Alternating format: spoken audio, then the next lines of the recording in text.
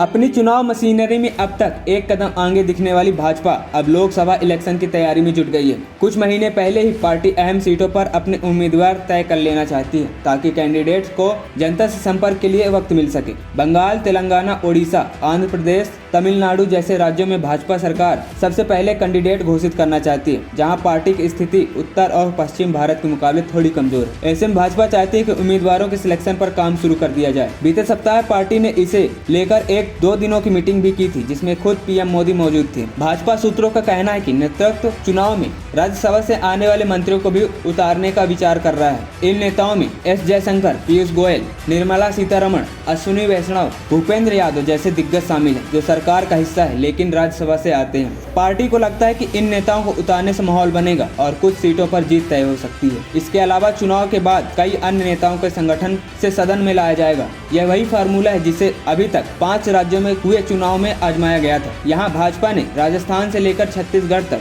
कई सांसदों और मंत्रियों को चुनाव में उतारा था। तीनों ही राज्यों में भाजपा जीत गई और कई दिग्गज नेता अब राज्य सरकार का हिस्सा है। माना जा रहा है कि चुनाव की तारीखों का ऐलान फरवरी के अंत तक या फिर मार्च में हो सकता है। इसलिए भाजपा जनवरी के अंत तक बड़ी संख्या में उम्मीदवार तय कर लेना चाहती है। पार्टी ने चुनाव में 2019 की तुलना में वोट शेयर को 10% तक बढ़ाने की बात की है। यह टारगेट पीएम नरेंद्र मोदी ने मीटिंग में खुद दिया है। वहीं अमित शाह ने कहा कि हमारी परफॉर्मेंस ऐसी होनी चाहिए कि विपक्ष एक बार फिर चौंक जाए। 2019 के आम चुनाव में भाजपा 37% लाई थी और एनडीए के खाते में 45% वोट गए थे। अब भाजपा इसे अकेले ही 50% के करीब ले जाना चाहती है। भाजपा का मानना है कि यदि तेलंगाना, ओडिशा, आंध्र प्रदेश और बंगाल जैसे राज्यों में अपने प्रदर्शन को पहले के मुकाबले सुधारती है तो आंकड़ा बेहतर होगा। भाजपा ने फिलहाल सीटों का आंकड़ा तय नहीं किया कि वह कितने पर जीत चाहती है, लेकिन यह जरूर तैयारी की है कि आंकड़ा 2019 से भी बेहतर रहे।